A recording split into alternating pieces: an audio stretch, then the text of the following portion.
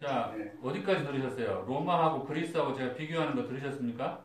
예, 예, 네. 중국하고 그리스하고 네, 그리스하고 중국하고 굉장히 비슷한 점이 있어요.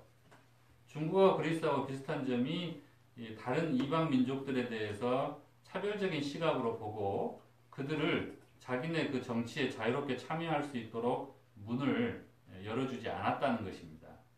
그래서 그 유명한 아르키미데스나 또 아리스토텔이나 이런 사람들도 아테네 출신이 아니고 다른 그리스의 섬 지역 출신들이라고 해서 그 사람들이 그렇게 유명한 학자고 또 자신들의 그 전쟁에서 승리로 이끌게 도와준 그런 과학자였지만 그들에게조차도 시민권을 주지 않았습니다. 목사님 네, 알렉산더 대왕도 그리스 사람 아닙니다.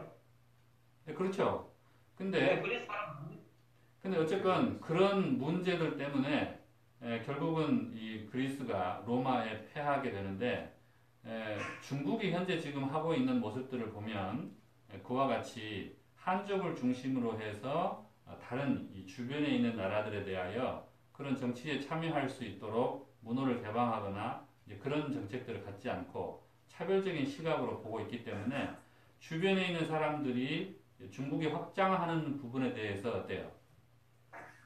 굉장히 두려움을 갖고 또 경계를 하죠. 그래서 아마 이번에 이제 우리가 뉴스에서 보셨던 것처럼 인도하고 중국하고 마찰이 생긴 그 직접적인 원인이 뭐였습니까? 길, 도로, 그렇죠. 길을 놓는 것이었습니다. 그래서 실제로 이 인도 옆에 붙어 있는 이 부탄이라고 하는 조그만 나라, 그 조그만 나라 쪽으로 이 중국이 길을 내려고 했는데 그 길을 내주게 되면 이 인도가 중국으로부터 바로 침략을 받을 수 있는 통로가 되기 때문에 굉장히 중요한 군사 요충지이기 때문에 인도 입장에서 부탄을 방어해준다. 상호 방어 조약을 맺어서 이제 방어해준다라고 하는 그런 명분으로 그 중국군이 길을 내고 있던 그곳으로 인도군을 보내서 길을 내지 못하도록 막는 그런 문제가 있었죠. 그래서 어쨌건 로마나 또 중국이나 세상의 이 팍스를 주창하는 제국주의를 꿈꾸는 그런 나라들은 이 길을 내서 자기네들의 영토를 확장하는 데 있어서 첫 번째 중요한 교두보를 확보하려고 하는 노력들을 많이 합니다. 주로 그들이 길을 내려고 할 때에 그 이유가 뭘까요? 어디를 향해서 그들이 길을 낼까요? 쉽다. 첫 번째는 이 자신들의 이 안전, 그 다음에 두 번째는 국가적인 이익, 두 가지 이 두 부분을 봅니다. 그래서 안전을 위해서 자기네들이 길을 열고 자신들을 지킬 수 있는 중요한 거점들을 확보하기 위한 노력이 1차고, 그 다음에 두 번째는 그곳에 도달을 했을 때 그 길 끝에 나에게 어떤 큰 보상, 국가적인 이익이라고 하는 보상이 있을 때 그쪽으로 길을 여는 것이 일반적으로 이 제국주의 국가들이 길을 만들어내는 중요한 이유입니다. 성경에 이 나라들이 만드는 길 말고 이제 다른 종류의 길들에 대하여 이야기를 하는데요. 이 길을 두 개로 성경은 비교해서 나누어 놨습니다. 11절에는 지혜로 인도하는 길과 곧은 길, 그 다음에 두 번째는 사악한 길과 악한 길, 이렇게 두 가지로 14절과 15절 표현이 되어 있는데요. 첫 번째, 차이점. 이 세상 사람들은 땅이나 바다에 또 뭐 하늘 또는 인터넷 뭐 이런 걸 통해서 길을 내는데 자문에 나타나는 이 길은 지혜로 인도하는 길이다라고 했으니까 이 길이 어디에 있는 길 같습니까? 그죠? 우리 마음속에 있는 길을 말합니다. 그렇죠? 근데 여러분들이 여러분들의 그 마음속을 들여다보시면 여기 이렇게 빨간색으로 표시되어 있는 것처럼 여러분들의 신경망이 어때요? 서로 다 연결이 되어 있죠. 그렇죠? 그리고 로마가 이 모든 길에 중추 역할을 했던 것처럼 여러분들의 마음속에도 어때요? 중추신경이 있습니다. 맞습니까? 예, 그래서 거기에 허브 역할을 해서 다른 예, 다른 또 신경들이 이렇게 쭉 연결이 되어 있는 모습들을 볼 수가 있는데 이 고든 길이라고 했을 때 이 고든이라고 하는 이 말은 1차적인 그 말의 유래가 뭐냐면 pleased, 기쁘게 한다라는 뜻입니다. 기쁨을 얻기 위해서 내가 뭐가 이 즐거운 일이나 기쁜 일이 있으면 그 기쁜 일을 위해서 돌아가지 않고 사람이 어때요? 곧장 가죠. 그쪽 길로. 맞습니까? 다른 데 태만하게 다른 데를 쳐다보거나 다른 길로 돌아가려고 하지 않고 정말 좋은 것이 있다 그러면 어때요? 아주 서둘러서 아마 곧장 그 길로 가잖아요. 그렇죠? 그래서 아마 이 즐거운이라고 하는 이 단어가 이 고든이라고 하는 말에 유래가 되지 않았나 그런 생각이 들어요. 다른 데로 이렇게 헤매고 돌아다니지 않고 곧바로 가기 때문에. 그래서 이 고든 길인데 성경 가운데 잠언에서 지혜로 인도하는 길을 고든 길이다라고 이렇게 표현을 했습니다. 그리고 이 지혜라고 하는 것을 생명나무라고 묘사를 하고 또는 생명이다 이렇게 묘사를 했어요. 우리가 생명을 얻을 수 있는 또 지혜를 얻을 수 있는 그런 길이기 때문에 우리가 그런 지혜나 생명을 얻는 데 있어서 기쁨을 누릴 수 있기 때문에 다른 곳으로 우리가 눈을 돌리지 않고 곧장 그 길로 간다. 그런 의미로 아마 지혜로 인도하는 길이 고든 길이다 이렇게 표현했고 반대로 사악한 길, 악한 길 이 말은 무슨 말이냐면 지혜로 인도하는 길과 악한 길을 서로 이렇게 대조를 했는데요. 우리가 창세기 3장에 보시면 선악을 알게 하는 나무가 있었습니다. 그죠? 거기에서 그 The Tree of the Knowledge of Good and Evil 할 때 그 악한 그 말이 여기 지금 악한 길 할 때 그 악한이에요. 지혜로 인도하는 길은 아까 지혜라고 하는 말이 뭐와 같다 그랬다고요? 생명나무와 같다 그랬죠. 그래서 지금 이 잠언서는 창세기에 있는 그 에덴 동산에 있는 그 두 길, 한 길은 어디로 가고 생명나무로 가고 또 한 길은 어디로 가고요? 선악과로 가고. 그 선악과를 따먹으러 가게 되면 거기는 어떻게 돼요? 정령 죽으리라고 그랬으니까 거기는 죽음이 있는 것이고 생명나무로 가는 길은 어때요? 그쪽으로 가면 생명 과일을 따먹고 영원히 살기 때문에 그 길이 좋은 길입니다.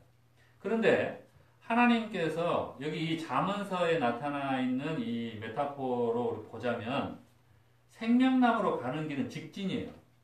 고든 길이에요. 그냥 바로 딱 가면 이 생명나무 열매가 내 손에 바로 이렇게 딱 만져질 수 있는 그런 길이에요.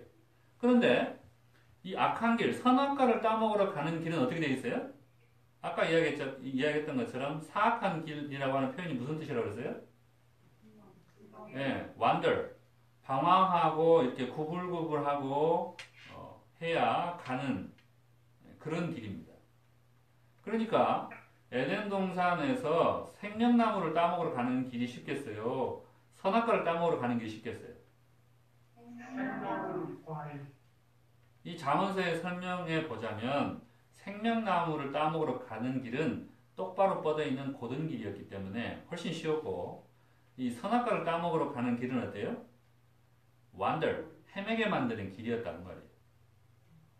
그래서 선악과로 가는 길이 어려워요.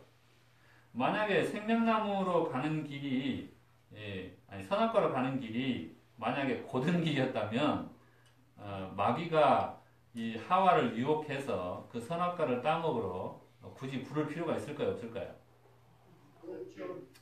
눈에 보고 바로 이제 쉽게 따먹을 수 있도록 돼 있다면 굳이 사단이 그렇게 어렵게 설득해서 유혹해가지고 그걸 따먹게 할 필요가 없었겠죠. 그렇죠? 오늘날도 이 지혜로 인도하는 이 길이라고 하는 것은 이 잠언서 4장에 보면 다른 여러 가지 표현들로 설명이 나오는데요. 생명나무다, 또 십계명이다, 또는 훈계, 또는 가르침, 징계 이런 표현들로 이 지혜로 인도하는 고든 길이 연결이 되어 있습니다. 그러니까 지혜를 가장 우리가 쉽게 알 수 있는 그 핵심, 그게 뭐다? 십계명이라는 것이죠. 그리고 그 십계명을 하나님께서 우리에게 주실 때에 마치 훈계하시는 말씀처럼 주셨어요. 부모가 자녀를 훈계할 때는 주로 명령체를 쓰잖아요. 이렇게 해라, 저렇게 해라. 이거 해라, 저거 하지 마라. 맞습니까? 네. 그래서 이 십계명을 또 다른 말로는 훈계라고 이렇게 표현을 했습니다. 그리고 또 부드럽게 가르침이라는 말로도 했지만 또 때로는 징계라는 말로도 했어요. 그리고 그 징계라고 하는 말을 쓸 때에는 잠언서 3장 12절에 이렇게 자세히 설명을 합니다. 자, 우리 같이 한번 읽어보시죠. 시작. 대저 여호와께서 그 사랑하시는 자를 징계하시기를 마치 아비가 그 기뻐하는 아들을 징계함 같이 하시느니라. 이 지혜라고 하는 말이 잠언서에는 의윤화돼서 자주 사용이 되고 있는데, 지혜라고 하는 것이 성문 어귀에도 있고 길가에도 있고 여기저기서 나를 부른다라고 하는 그런 표현을 썼습니다. 그 다음에 두 번째, 여기 이제 조금 부정적인 표현인데 징계나 또는 훈계, 디서플린, 훈육 뭐 이런 단어로도 같이 사용이 되고 있습니다.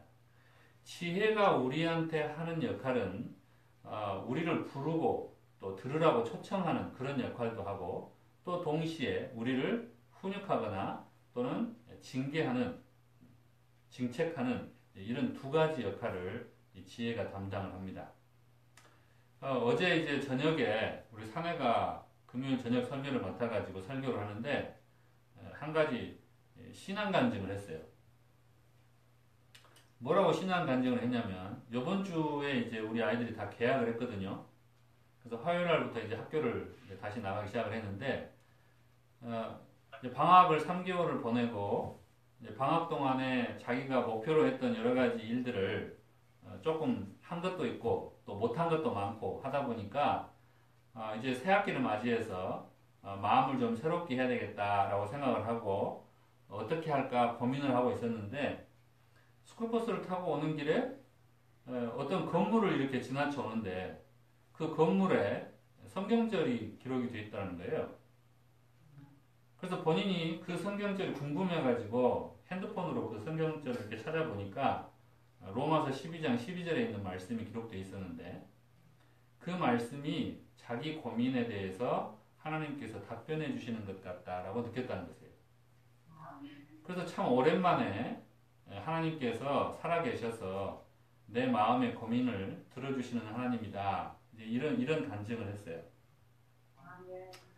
우리가 하나님에 대하여 찾고 찾는, 갈급하는 그런 마음이 있으면, 또 지혜에 대해서 우리가 찾고자 하는 그런 갈급한 마음이 있으면, 잠언서에서 기록하는 말씀은 이 지혜가 성문 어귀에도 있고 길가에도 있고 여기저기 우리가 다니는 곳에서 우리를 계속해서 부르고 있는 모습으로 나타납니다. 다만 우리가 우리의 마음과 눈과 귀를 그 지혜에 기울이느냐 그렇지 않느냐에 따라서 그 지혜를 얻을 수도 있고 그렇지 못할 수도 있다고 하는 것이죠. 두 번째, 어제 이제 저희가 이제 8월 말로 해서 저희 텃밭 추수를 다 끝냈어요.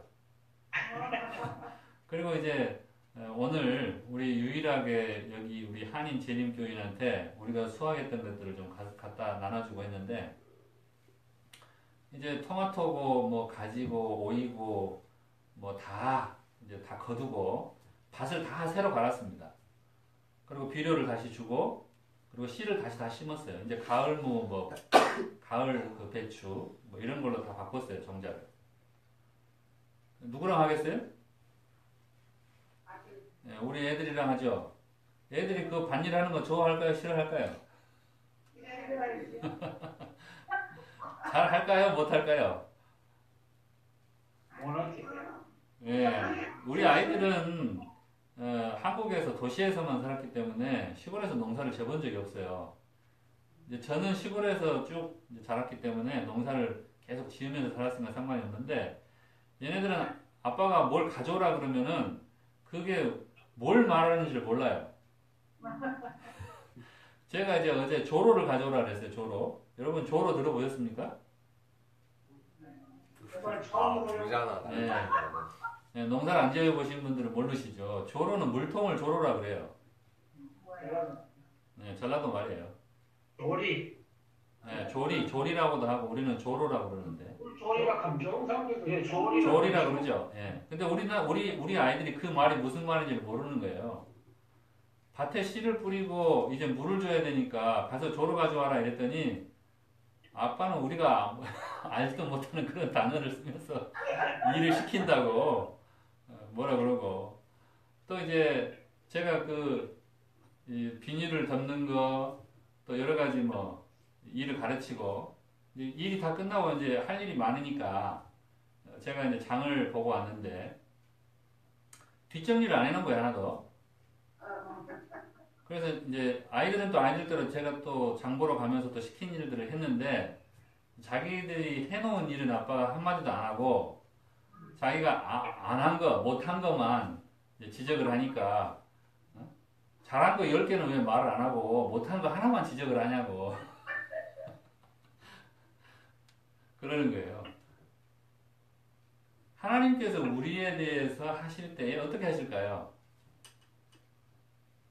여러분 생각이 어떠실 것 같아요? 여기 지금 잠언서 3장 2절에 12절에 대저 여호와께서 그 사랑하시는 자를 징계하시기를 마치 아비가 그 기뻐하는 아들을 징계함 같이 하시느니라 라고 말씀을 하십니다. 성경 가운데 굉장히 많은 성경 가운데 하나님께서 백성들에게 직접 하시는 말씀들은 징계하는 말이 많아요. 칭찬하는 말이 많아요. 네. 징계하는 말이 훨씬 많습니다. 하나님이 우리를 미워하고 우리를 괴롭히려고 그렇게 하시는 거예요. 네. 다윗이 시편 102편 2절에 이야기했던 것처럼 그가 왕으로서 자기 집안을 다스리려고 할 때에 또 자기 나라를 다스리려고 할 때에 그가 첫 번째 생각했던 것은 완전한 길에 주목하겠다라고 하는 말이었습니다.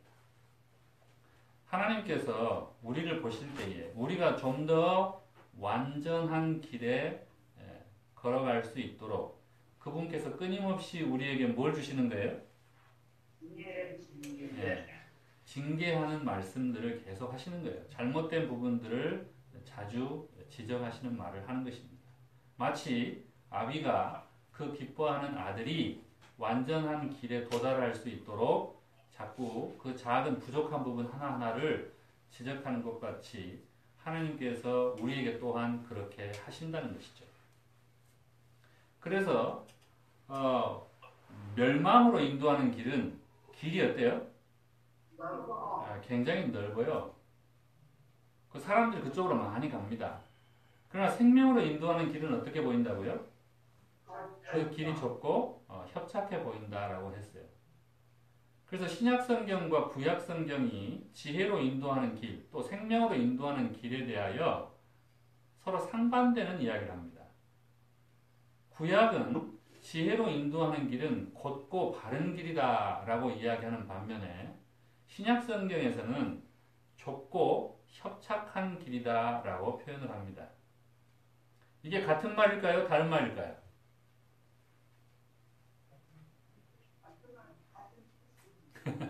이게 그 말씀을 듣는 사람의 입장에서 다른 말이라 그 말이에요. 예수님에게 있어서 십계명을 지키는 길, 생명으로 가는 길은 곧은 길이었습니다. 그러나 제자들에게 있어서 그 십계명을 지키는 길은 어떻게 보여요? 정말 좁고 협착한 길처럼 보입니다. 왜요? 그리로 가는 사람들이 많지 않았기 때문이죠. 그 길이 온갖 세상의 유혹과 마귀의 장난질로 인하여서 다 뒤덮여졌기 때문에 그렇죠. 예수님께서 그 곧고 바른 생명나무로 가는 길을 먼저 한 발 한 발 밟으셔서 그 길을 내실 때에 그 길은 어떻게 보일 수밖에 없어요? 좁고 협착하게 보일 수밖에 없었습니다. 그러나 그 길로 그분의 제자들이 또 따라가고 또 우리가 또 따라가고 또 그 후세들이 계속 따라가다 보면 그 생명나무로 가는 영생으로 가는 그 길이 영원히 좁고 협착할까요? 그렇지 않아요. 그렇죠. 그래서 침례 요한에게 또 엘리야의 사명을 받은 사람에게 이사야를 통해서 우리에게 주신 사명이 그것입니다. 주께서 오는 길을 뭐 하라고요? 예비하라고요. 어떻게 예비하라고요? 그 길을 평탄하게 하고 그 길을 사람들이 잘 다닐 수 있도록 하고. 그래서 우리가 지금 현재 감당해야 할 이 사명은 예수님께서 먼저 밟고 걸어가심으로 그 길을 내어주신 그 좁고 협착했던 그 생명나무로 가는 길을 이제는 우리가 더 자주 밟고 더 평탄하게 해서 많은 사람들이 그 길로 갈 수 있도록 넓히는 그 역할이 오늘 여러분과 저에게 주어져 있다고 하는 것입니다. 여러분 그 부르심을 여러분의 부르심으로 받으시기를 원하십니까?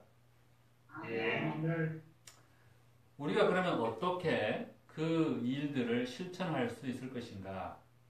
여러분들의 일상생활에서 아까 말씀드렸던 것처럼 길을 내려면 그 길에 대해서 내가 목적의식이 있어야 돼요. 목적의식이 있어야 됩니다. 내가 어디를 향해서 갈 것인가? 목적지를 내가 늘 확인해야 됩니다. 우리의 목적지가 어디예요?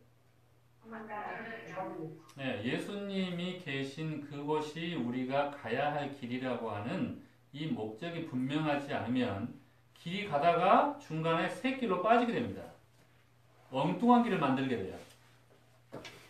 그러면 예수님께서 오시는 길이 평탄해질 수가 없겠죠. 그죠? 그 다음에 두 번째는 우리가 더 자주 소통하고 왕래하면 그 길이 넓어집니다. 우리가 예수님과 또 말씀과 또 영적인 사물들과 더 자주 소통하고 거기에 더 많은 관심을 기울이고 왕래할수록 우리의 마음에 또 우리의 말을 통해서 다른 사람들의 마음에 천국으로 가는 길이 확장이 될 것으로 믿습니다. 그리고 세 번째는 그 길을 열기 위해서는 먼저 우리가 뭐 해야 돼요? 개방해야 돼요. 오픈해야 돼요. 우리의 마음이 어디를 향해 열려 있어야 돼요? 천국을 향해서 예수님을 향해서 먼저 열려 있어야 합니다. 내 마음이 예수님과 또 예수님이 계시는 천국으로 향하여서 열려 있지 않으면 길은 시작될 수가 없습니다. 내가 내 마음을 연다고 하는 것은 위험을 감수하는 일입니다. 길을 터놓는 순간 나도 갈 뿐만 아니라 나를 해하려고 하는 사람이 올 수도 있잖아요. 그렇죠? 그렇기 때문에 길을 열기 위해서 마음을 오픈한다고 하는 것은 내가 다른 사람들로부터 상처를 받을 수도 있고 내가 다른 사람에게 손해를 당할 수도 있다고 하는 그런 위험을 감수하고 길을 열어야 되는 것이에요. 예수님께서 오늘 우리에게 주신 천국 가는 길을 평탄케 하고 예수님이 오실 수 있도록 예비하기 위하여서 오늘 우리가 구체적으로 우리의 일상 가운데에서 우리의 목적지가 어디인지를 다시 한번 확인하고 또 우리가 우리의 영적인 사물들에 대한 소통과 왕래를 좀 더 활발히 할 수 있는 방법들을 연구하고 또 우리가 우리의 마음을 어디로 향해서 열 것인지 다시 한번 점검해보는 이 안식일이 되시기를 바라고 오늘 말씀을 마치겠습니다. 아멘.